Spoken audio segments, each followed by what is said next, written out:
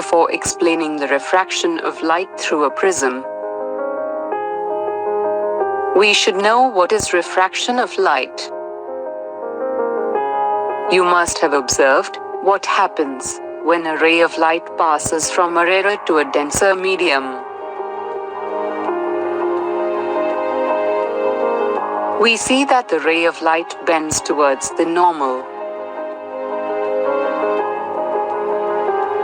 Whereas, when the ray of light passes through a denser medium to a rarer medium,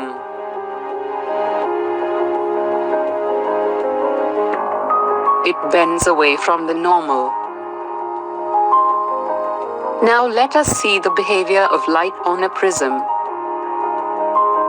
In this module we will learn about prism, refraction of light through a prism.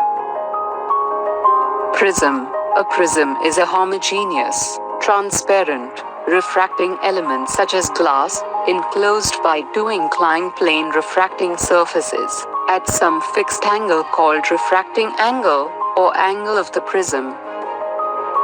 It has two triangular bases and three rectangular lateral surfaces, which are inclined towards each other. The angle between its two lateral faces is called the angle of prism or the refracting angles. Since the base of this prism is in a triangular shape, it is called a triangular prism. Triangular bases are three rectangular lateral surfaces are. Now let's see how the refraction takes place through a prism.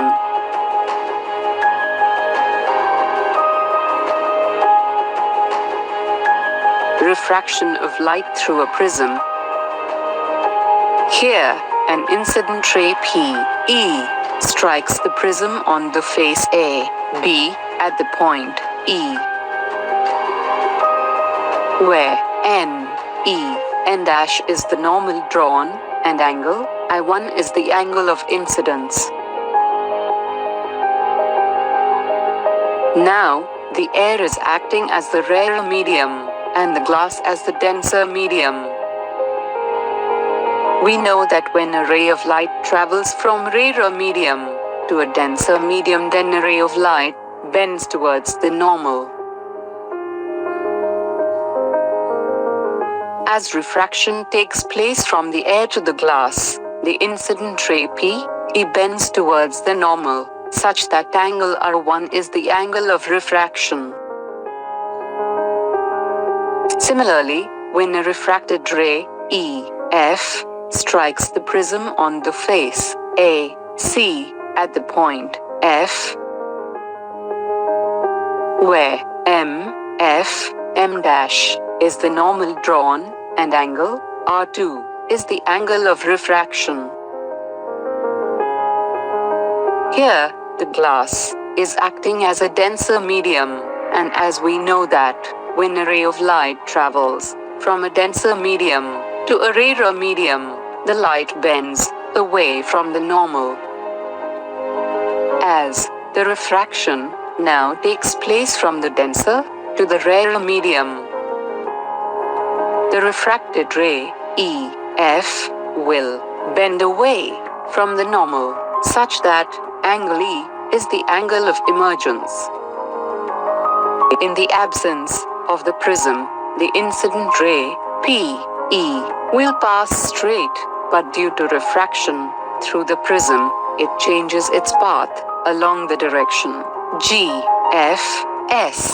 Thus, angle HGF gives the angle of deviation D, that is, the angle through which the incident ray gets deviated in passing through the prism.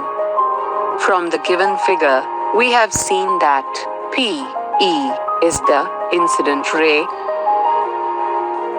EF is the refracted ray, FS is the emergent ray. Angle A is the angle of the prism. Angle I is the angle of incidence. Angle R1 and R2 are the angle of refraction. Angle D is the angle of deviation.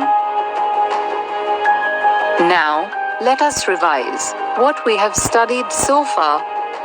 A ray of light travels from rarer medium to a denser medium. Then, a ray of light bends towards the normal. And if travels from a denser medium to a rarer medium, then a ray of light bends away from the normal. The angle between the direction of incident ray and emergent ray is called the angle of deviation. When a ray of light passes through a prism, it bends towards the base.